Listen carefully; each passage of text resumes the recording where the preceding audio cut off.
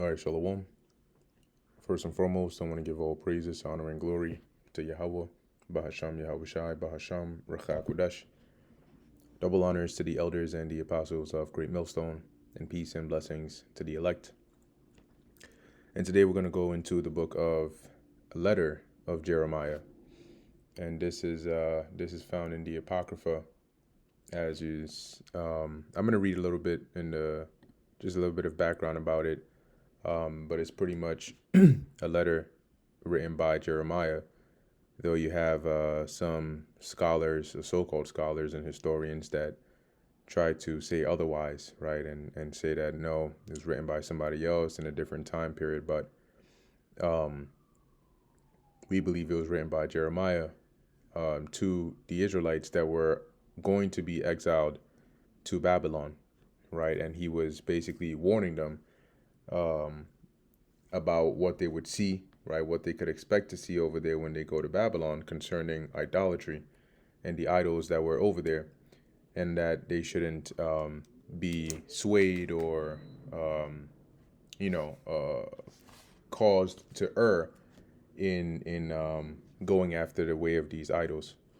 So that's the bulk of what the letter of Jeremiah is going into, right? He's just further reiterating the worthlessness of these idols and the folly in idolatry, right? And those that worship idols. So a little bit of background here. Letter of Jeremiah. The letter of Jeremiah, also known as the Epistle of Jeremiah, is a deuterocanonical book of the Old Testament. And deuterocanonical meaning pertaining to or constituting a second canon, collectively known as the Deuterocanon, are certain books and passages considered to be canonical books of the Old Testament, meaning that it's a part of the other Old Testament books, right? It's recognized as one of them. So when they say something is canon, it's like it's part of that same collection over there, not its own separate thing. This letter is attributed to Jeremiah and addressed to the Jews who were about to be carried away as captives to Babylon by Nebuchadnezzar. It is included now. This would be, we know that in 87/86, you had the siege of Jerusalem. Say 586 or 587. And this was when the Babylonians actually came there and destroyed, right? They broke down the walls, they burnt the temple, they razed it, as you would say. But prior to this actually happening, there were a series of exiles, right? Where the Babylonians came and prior to coming and actually destroying the place, they would take certain Israelites as captives or exiles to Babylon. So when you read in the book of Daniel, for example, he's one of those exiles. There's the reason why Ezekiel is in Babylon and prophesying about, also what's going on in Jerusalem, is because he was also in that middle period before Jerusalem was destroyed by the Babylonians, right? So he was one of the exiles that was sent to Babylon ahead of the Babylonians coming and besieging and completely destroying Jerusalem over there. So you can read about it. I'm sure they'll have some information about that in here. If you look up Siege of Jerusalem, 587, or even exile, Babylonian exile of Jerusalem, they'll give you the different time periods for that. So going back here, where are we? It is included in Catholic, right? So basically he was telling them, hey, when you go there, this is what you can expect to see, and don't be dismayed by it. It is included in Catholic or Catholic Bibles as the final chapter of the book of Baruch, that is Baruch, the 6th chapter. It is included in Orthodox and Assyrian Church of the East Bibles as a separate book, and it is in the Apocrypha as the King James Version. And that's what we have on here. Cool. Just a little bit on here. It says, according to the text of the letter, the author is the biblical prophet Jeremiah. The biblical book of Jeremiah itself contains the words of a letter sent by Jeremiah from Jerusalem to the captives in Babylon. That's in Jeremiah, the 29th chapter. The letter of Jeremiah portrays itself as a similar piece of correspondence. So let's get into it. This is Jeremiah, letter of Jeremiah, chapter 1. Now, also, reference is made to Jeremiah here in 2nd Maccabees, the first 3 verses, right? 2nd Maccabees, chapter 2, about how he also instructed the Israelites prior to, coming to Babylon of the things that they can expect, but the things that they should keep in mind in terms of fearing and serving the Lord. So let's read that real quick. 2nd Maccabees, chapter 2, verse 1. It is also found in the records that Jeremy, which is another way of saying Jeremiah, the prophet, commanded them that were carried away to Babylon, to take of the fire as it had been signified. So, and this is talking about from the temple, right? The fire that would be burning upon the altar. Now you got to think about it, right? If this happened during the destruction of Jerusalem, that really wouldn't have, been too possible per se, right? Because now you're under siege. It's also not saying it's impossible, right? They could have, tried their best to get that, but I think that it makes more sense to have been, prior to that actual siege where they completely destroyed everything. A lot of people died during that time. A lot of Israelites died during that time as well. But either way, that's not the point of focus here. So verse 2, and how that the prophet, having given them the law, charged them, charging meaning he commanded them, not to forget the commandments of the Lord, and that they should not err in their minds, meaning don't go astray in your minds when you get there and get enticed to not serve the Lord, right? And to go into the idolatrous ways of the heathen. When they see images of silver and gold with their ornaments, that's talking about those idols. Because that's what an image is. Today, when people think of an image, they think of the digital version or a picture that's drawn. But in the ancient world, they made images as in a resemblance, right, of an animal or something of that sort. And they worship them as idols. Verse 3, and with other such speeches exhorted he them that that the law should not depart from their hearts. So this is letter of Jeremiah, chapter 1, a copy of an epistle which Jeremiah sent unto them, which were to be led captives into Babylon by the king of the Babylonians. See, so those that were to be led captives, and this would have been Nebuchadnezzar II, right, at this time, to certify them as it was commanded him of God. So the Lord, the Most High, basically told Jeremiah to have this letter written and sent to them, the Israelites that would be carried off captives into Babylon, to keep this in mind. Because of the sins which ye have committed before God, ye shall be led away captives into Babylon by Nebuchadnezzar, king of the Babylonians. And when you read the book of Jeremiah, right, in its entirety, you get a good sense in terms of context as to why. And even prior to Jeremiah, but why he said this, right? Because Israel they were leading a life in sin. And that's why the Lord sent so many prophets to turn them aside from that, but they would not listen. Even up until that very time when the Babylonians were right up at their doorstep. So that's why the Lord said by the mouth of Jeremiah, you're going to be sent away captives to Babylon. So when ye come unto Babylon, ye shall remain there many years, and for a long season, namely 7 generations, also translated as 70 years, and in some of the other verses, like in Daniel 9 and so on and so forth. And this 7 generations was a rough estimate, right? A rough period of time within which we would be captives in Babylon. And after that, I will bring you away peaceably from thence. And when you read about the history, that's what happened, right? Cyrus the Great came up into power, and the Lord put the Spirit on him to allow us to go and start rebuilding the temple. And, over the process of different Persian rulers, we were able to finally get the ability to do so, and also to return back, right, during the time of Ezra, which led a group of Israelites, back to Jerusalem, even though you already had some that had returned at that time. But we pretty much had the leeway because the Lord put the spirit upon these Persian rulers to allow us to return back to Israel, right, to Jerusalem. Now shall ye see in Babylon gods of silver and of gold and of wood, borne upon shoulders. And so these gods, which are these idols, right, they would make them, they would overlay them, or make molten images, right, by melting gold and silver and then forming it into these shapes. Borne upon shoulders, when something is borne, borne, means it's carried. And obviously they had to carry it because, in its shrine or whatnot, palanquin, because it's obviously it can't move, which caused the nations to fear, right? Because they believed that these gods were actually real and powerful, so they were afraid of them. They worshiped them.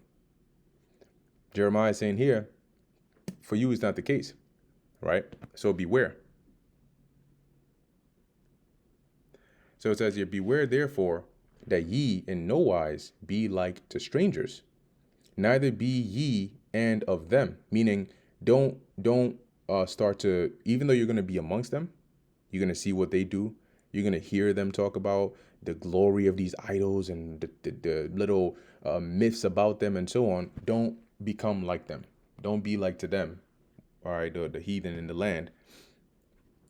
When you see the multitude before them and behind them worshiping them, right? Because you're going to see people in there, preceding the idols and going behind them and worshiping them. And, you kind of see it today, more prevalent in like some of the Eastern countries, right? In India and some of these other areas, you'll see they'll have the celebrations and they'll have like the couple of men carrying upon their shoulders the idol, and then people, the whole cities around it and cheering, and they have marks on their face and all these things.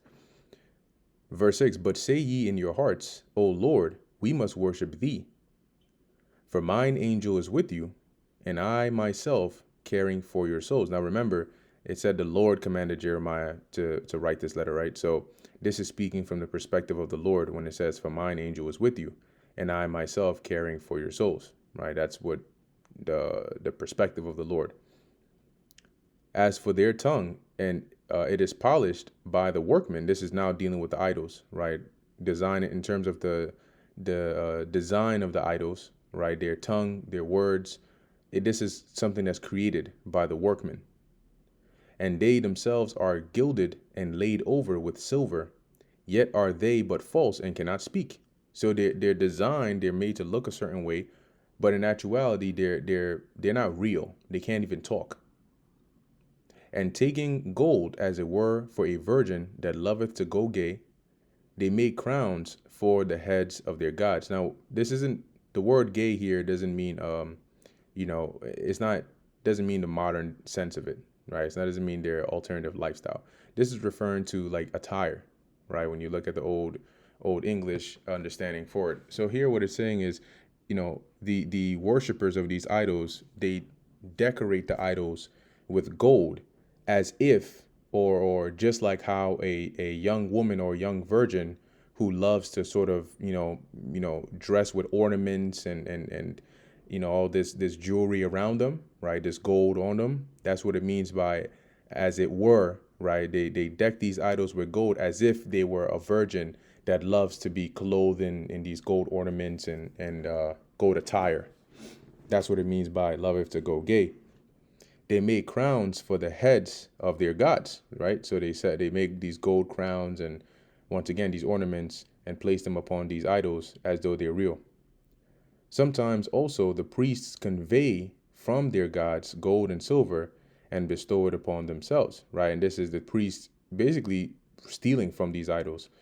An example is in Bel and the Dragon. Daniel proved to Cyrus that indeed it wasn't the idol that was eating, it was the priests that were sneaking in there at night and eating all the food. So here he's saying like this is a farce, right? This isn't even like a real, these idols are not real. Their priests don't even honor them to that degree. Like their priests convey as in to take their gold and silver from these idols and then use it for themselves. Yea, they will give thereof to the common harlots and deck them as men with garments. Yeah, they use it for themselves. They even spend it on harlots, and then they decorate the idols as though they were men with garments, like how a man would, he would style out his garment, put some gold jewels in there, some gold on the neck, the chain, the wrists, all those. They That's how they decorate these idols, being gods of silver and gods of gold and wood. Yet cannot these gods save themselves from rust and moth? Yeah. So at the end of the day, they're still gonna rust depending on the material they're made of, or they're gonna decay if they're made of wood, because they don't have any power. Though they be covered with purple raiment, and purple raiment is to represent royalty, right? A high level individuals would be clothed in that, which is honor. But Jeremiah is saying here, even though they're clothed in these honorable attires and so on, they still rust and decay, because they're just that, inanimate objects made of the elements of the world. They wipe their faces because of the dust of the temple. That is, the worshippers of these idols have to come and clean them, because eventually, dust starts to get on them when there is much upon them, right? So when the dust starts to build up, they have to go and wipe and clean the idols to maintain it. And he that cannot put to death one that offendeth him holdeth a scepter, right? So these idols are held in high position as though having the authority of a king, right? Some of them are even designed with, you'll see a little statue holding a natural scepter as though it's some ruler. People go and bow down to it. But if somebody was to offend it or even spit on it, it wouldn't even be able to put them to death. It wouldn't be able to give any commands, as though he were a judge of a country.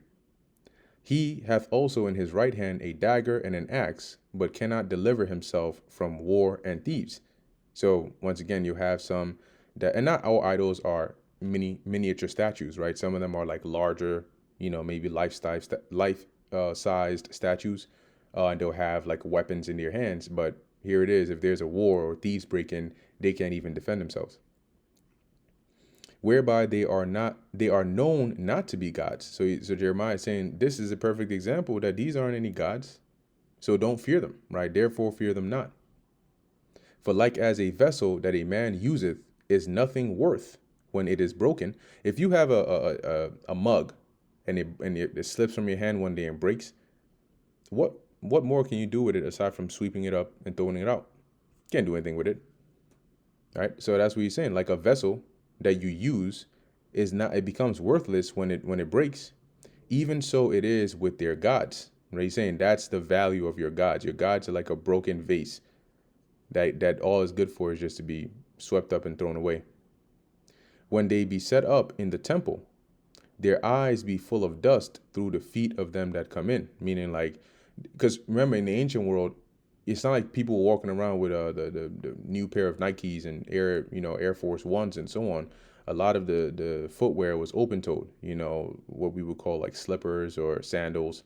So when you would walk into a building, that's why oftentimes they would offer water to wash your feet from all the dust and the dirt. But here it's saying that these idols, when their worshipers come into the temple, all the dust and dirt that is on their feet comes up and eventually makes the idols dirty, right? Their face is all full of it, and they can't even wipe it. They need somebody else to come and clean them.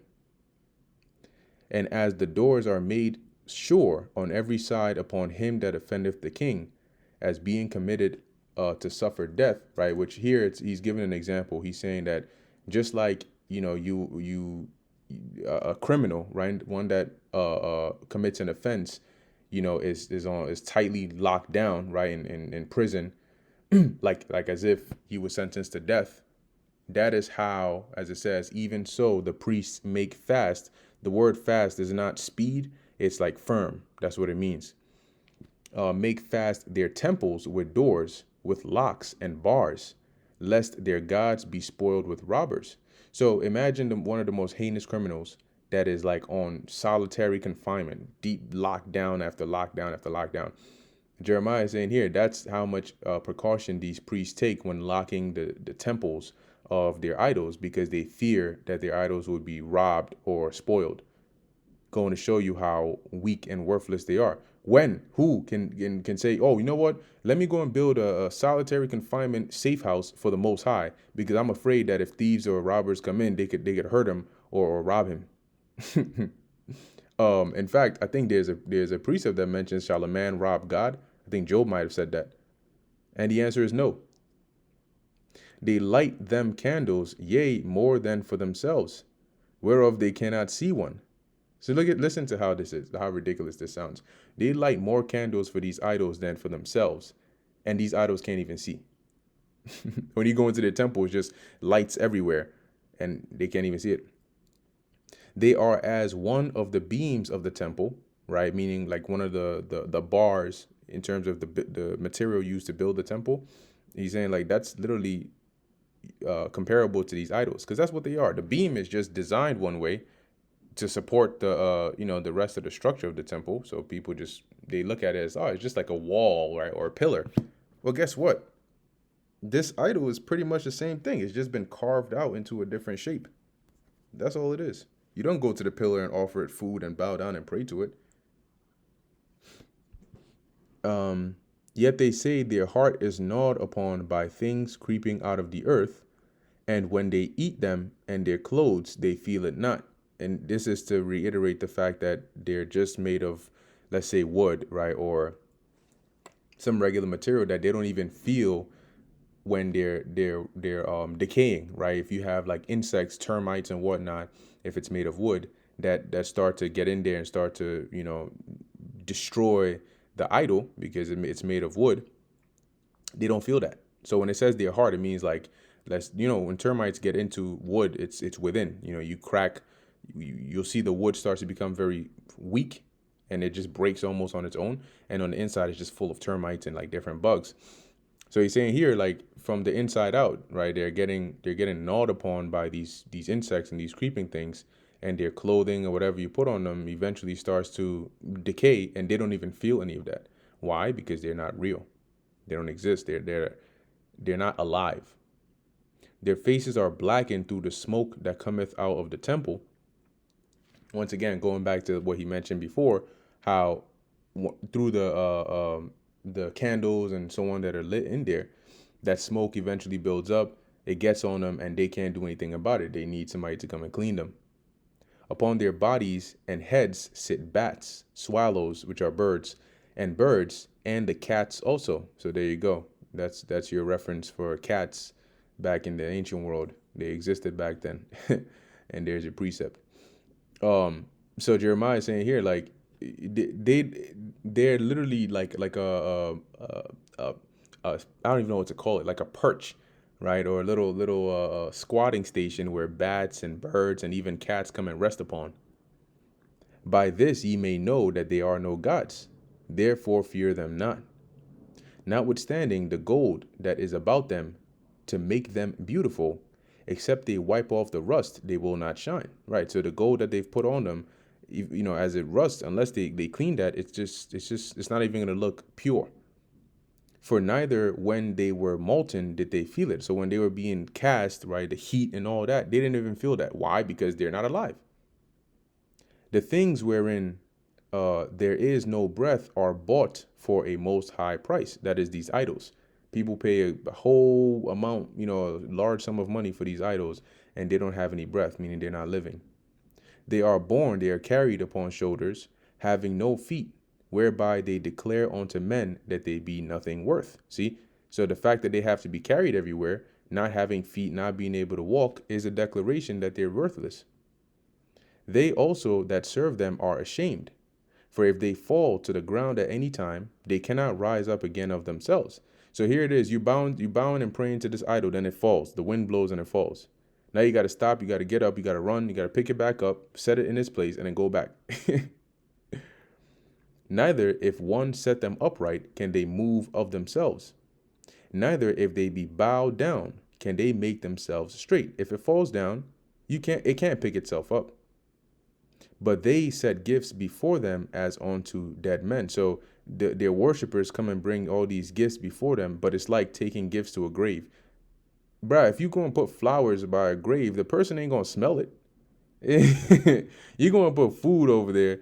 It's probably maybe whoever's working around there that's going to take it off of there, but the person that's dead is not going to eat it. So he's saying it's like setting gifts. You put in gold and what's this idol going to do? It's going to animate and come and take the gold and go to a pawn shop and exchange it, and start buying some Louis Vuitton. And no. As for the things that are sanctified or sacrificed onto them, their priests sell and abuse. See, so it's the priests that end up, enjoying these things that are sacrificed, the food and the meat and all of that, because idols ain't gonna eat it. In like manner, their wives lay up part thereof in salt, meaning that these priests they enjoy it, them and their families, and then the parts that remain they preserve it with salt, because salt is used as a preservant. That's the word. Um, but unto the poor and impotent they give nothing of it. So they don't even give some of that food to the poor. They just hog it all for themselves. Menstruous women and women in childbed eat their sacrifices. By these things ye may know that they are no gods. Fear them not. Yeah, because in comparison to our God, menstruous women and women in childbed, right, a woman that's just given birth, they're considered ceremonially unclean. And the law tells you that one that is unclean is not to eat of the holy things, right? And they're basically to be separated, set apart. But here it is. These idols have these women that are considered unclean due to their state, eating of their sacrifices, which goes to show you they are no gods. For how can they be called gods? Because women set meat before the gods of silver, gold, and wood, right? And once again, in comparison to our laws, right, which Jeremiah is basically using this somewhat as a comparison. Like, look, they got women that are setting up, all these things and setting the meat before the gods of silver and gold. Like, there's no order, right? It's just perverse, contrary to how the Lord is very specific and how He ordered us to live and to serve Him. Going to show that these idols are not any gods. They don't have any respect. And the priests sit in their temples, having their clothes rent, and their heads and beards shaven, and nothing upon their heads. They roar and cry before their gods, as men do at the feast when one is dead. The priests also take off their garments and clothe their wives and children. Meaning, like this, he's saying, like when their priests go in there, to before these idols to service or to serve or to pray or whatever it is. These are their ordinances. This is what they do, and it rather resembles being at like a funeral of one that is dead rather than being in the presence of a living God. Verse 34, whether it be evil that one doeth unto them or good, they are not able to recompense it. So if somebody does good to them, they can't reward the person. If somebody does evil to them, they cannot, judge the person. They can neither set up a king nor put him down, unlike the Lord who setteth up one and taketh one down. These idols don't have the power to do that. In like manner, they can neither give riches nor money. Though a man make a vow unto them and keep it not, they will not require it. So even if somebody made a vow to these idols here, and then they broke that vow, there's no recompense. These idols cannot require it at that person's hand. They can't penalize them. They can't judge them for it. None of that. Why? Because then they're not alive. They can save no man from death, neither deliver the weak from the mighty. They cannot restore a blind man to his sight, nor help any man in his distress. They can shew no mercy to the widow, nor do good to the fatherless. Their gods of wood, and which are overlaid with gold and silver, are like the stones that be hewn out of the mountain. They that worship them shall be confounded, because it'll be found out that, there's no difference between you bowing down to this idol versus you just picking up a rock off the ground and bowing to it. Or you seeing a branch or a tree stump, cut out a bit of it, and then you bow down to that. That's the equivalent of what you're doing.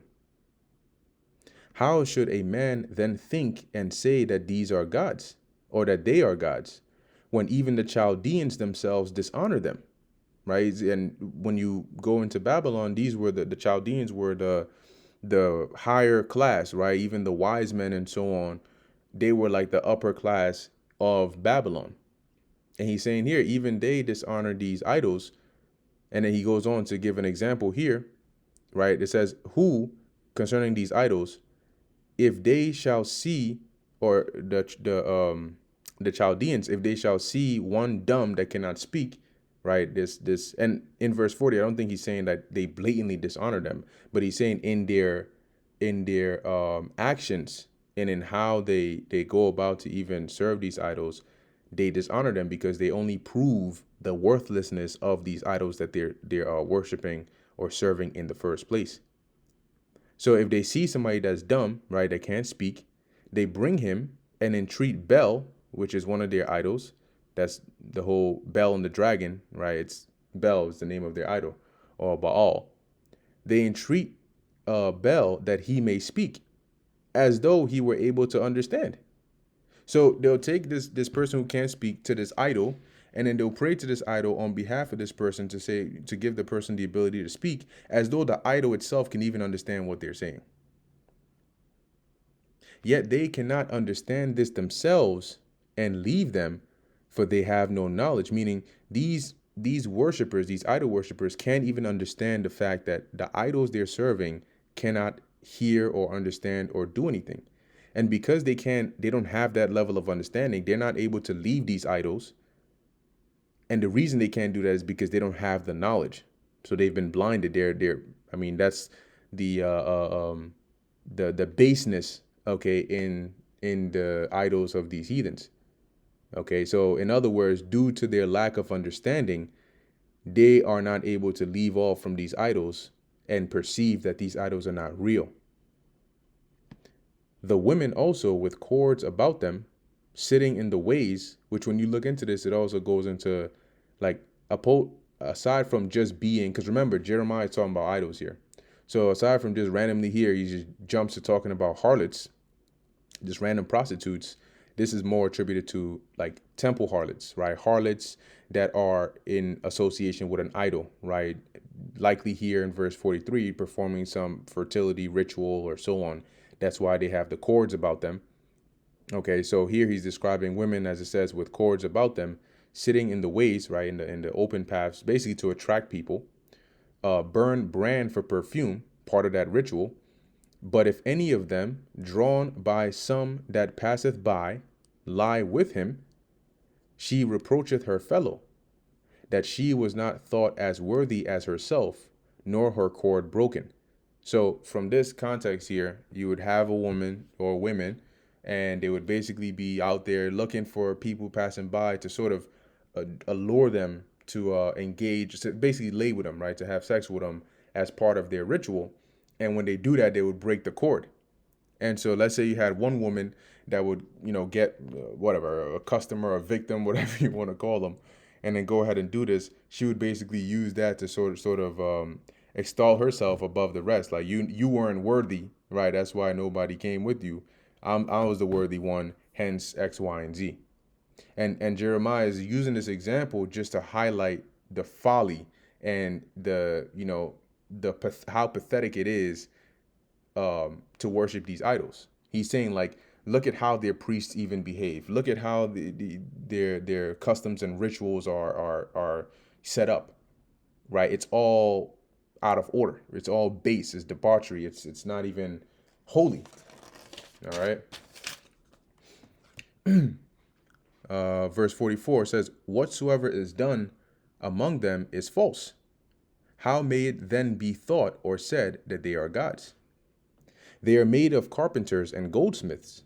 They can be nothing else than the workmen will have them be. See, so when a carpenter, first off, the tree is cut and then it's carved, right, into whatever shape the workman decides, right, or the goldsmith who overlays it with gold.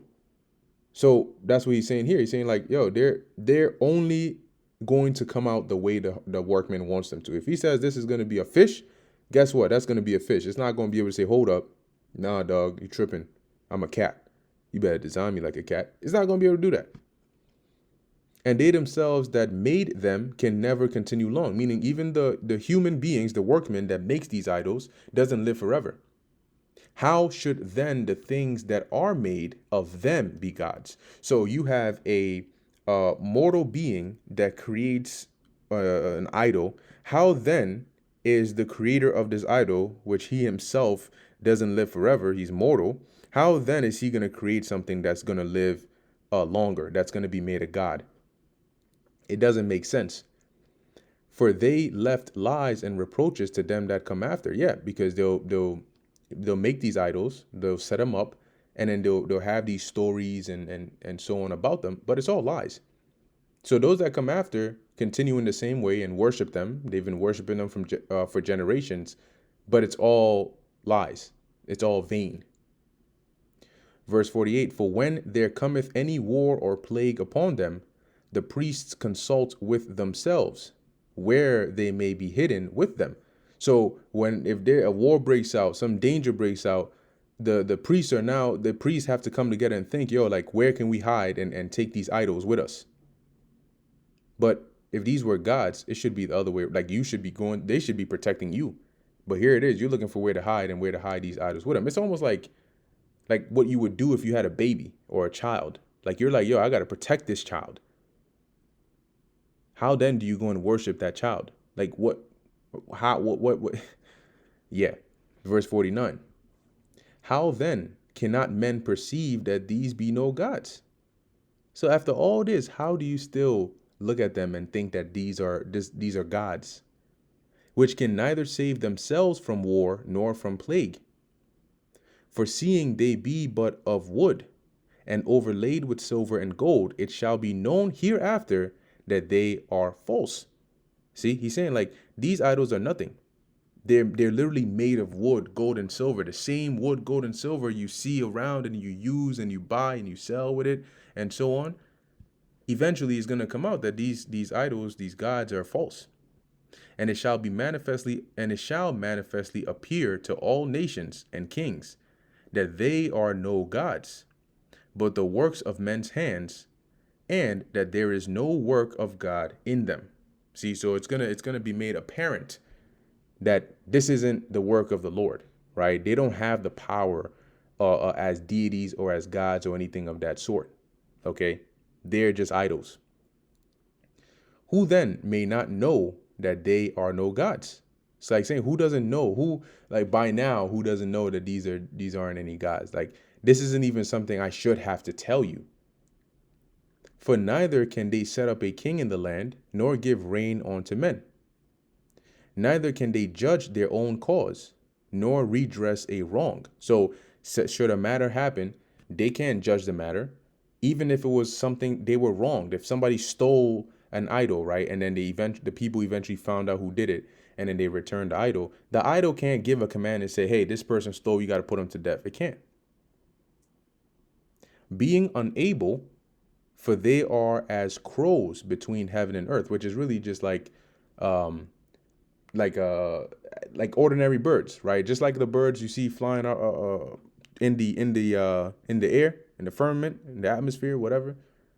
That's like them. There's no power, right? You don't see a crow and you're wondering, oh my gosh, like, I better make sure I don't breathe too much, lest the crow curse me or lest the crow plague me. Whereupon, when fire falleth upon the house of gods of wood, or laid over with gold or silver, their priests will flee away and escape, but they themselves shall be burned asunder like beams. See, if there was a fire that broke out in their temple, the priests would be out of there. They're trying to live. But what's going to happen to those idols, those gods of wood and gold and silver?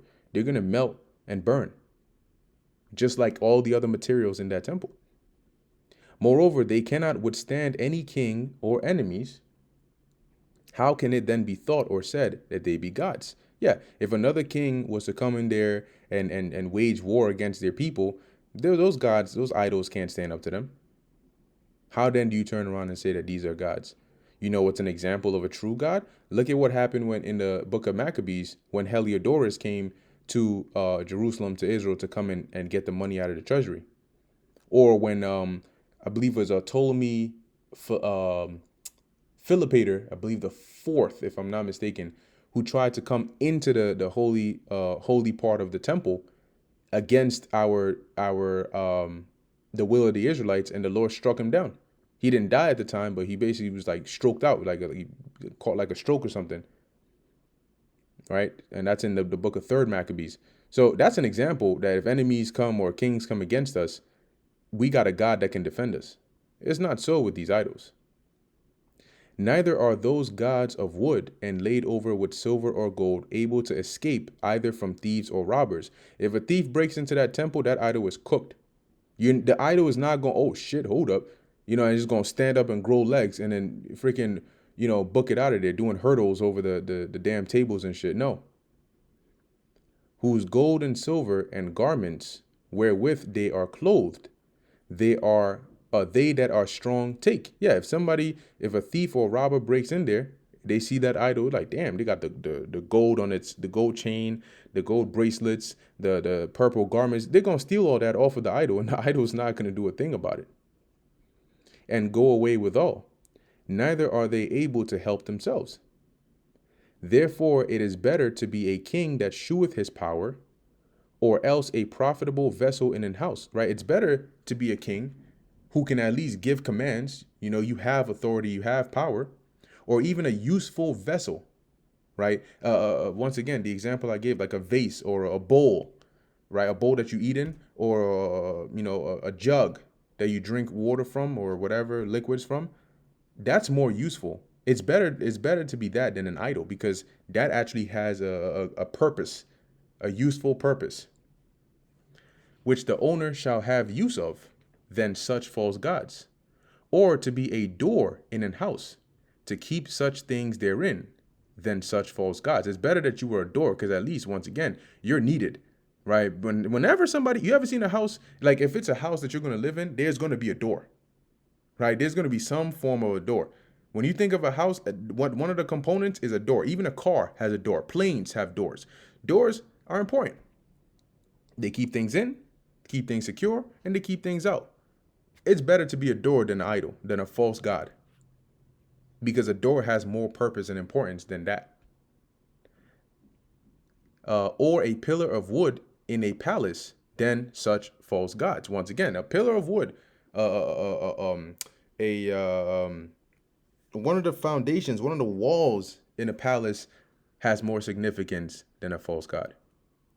For sun, moon, and stars, being bright and sent to do their offices, are obedient, right? Going to show you that the sun and the moon and all that, they obey the commandment of the Lord. So he's saying, even when the Lord commands them, they're obedient. They go and they do their stuff. They do whatever the Lord has commanded them to do. That's why the Lord can say that for the sun, go back this many degrees, right? Or today you just stay up here. You don't go down today, and it's gonna do it. It says, in like manner, the lightning, when it breaketh forth, is easy to be seen. And after the same manner, the wind bloweth in every country. So each of these have a purpose. When lightning strikes, everybody knows what it is, and you can see it from far away.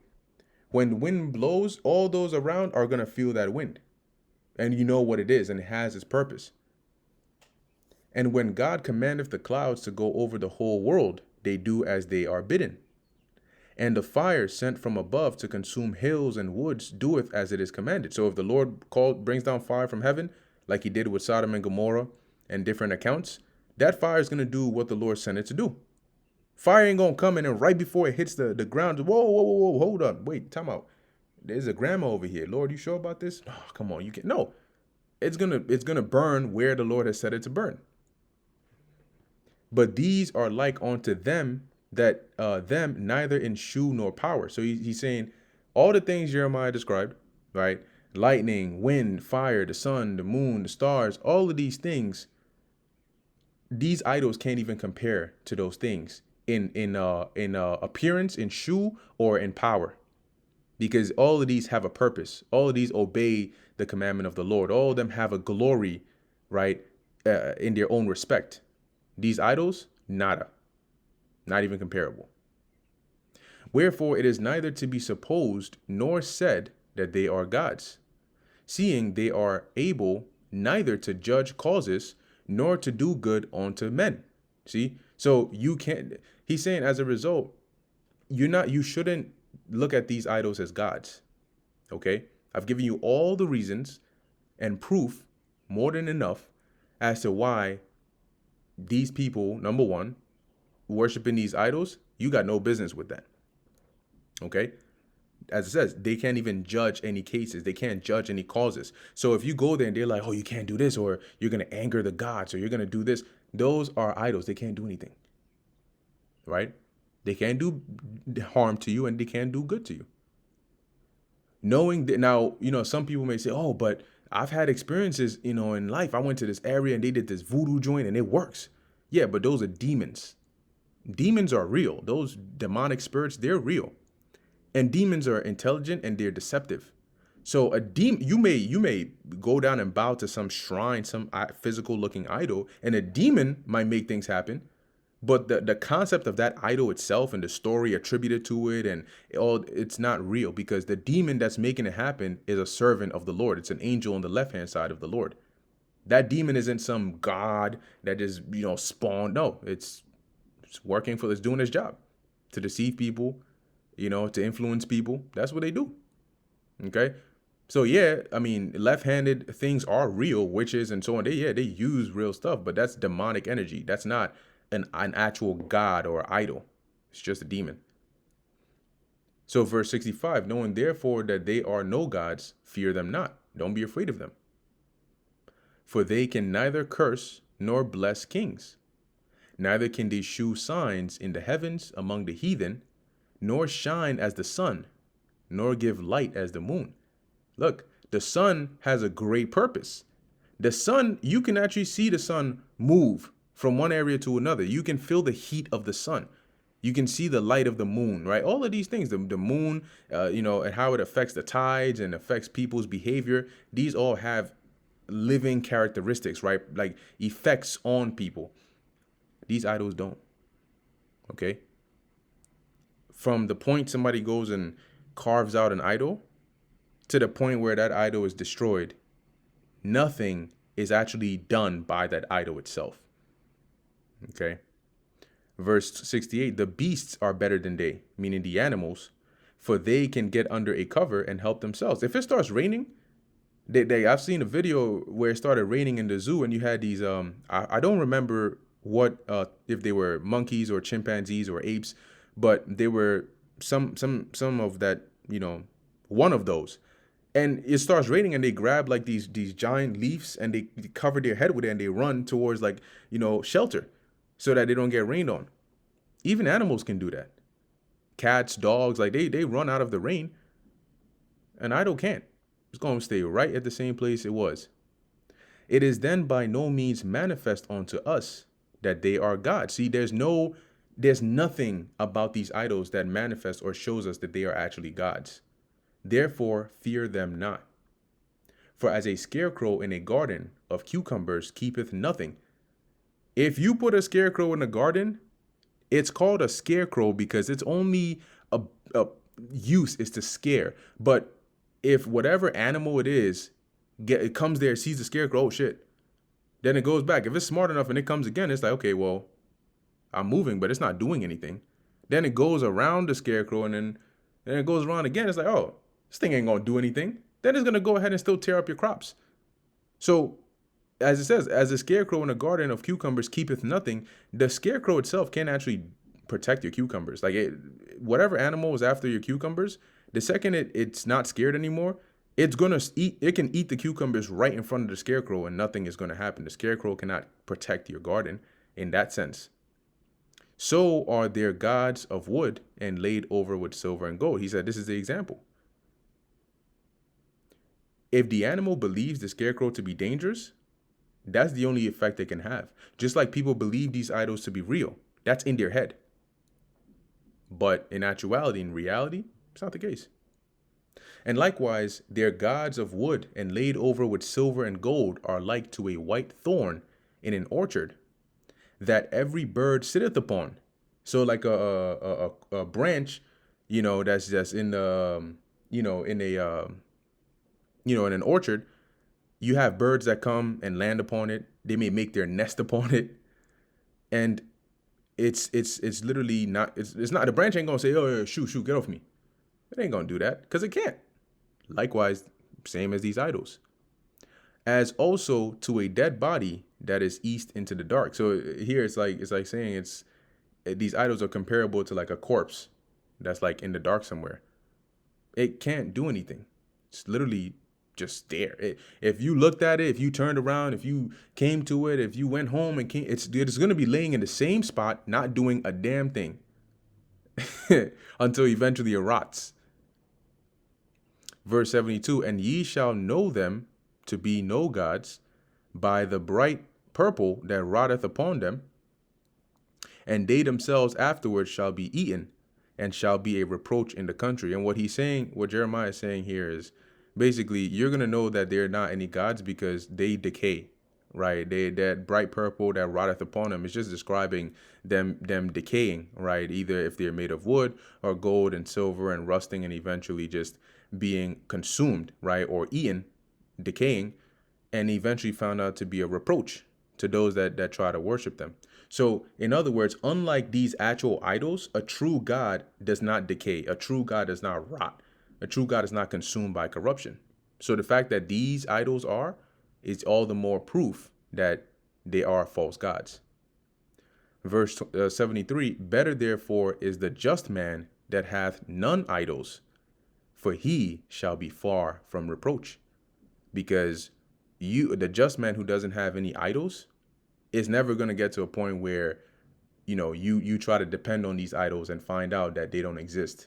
And you find out the hard way and you suffer that reproach. Okay, amongst whatever else you're going to go through because you're praying and nothing is happening.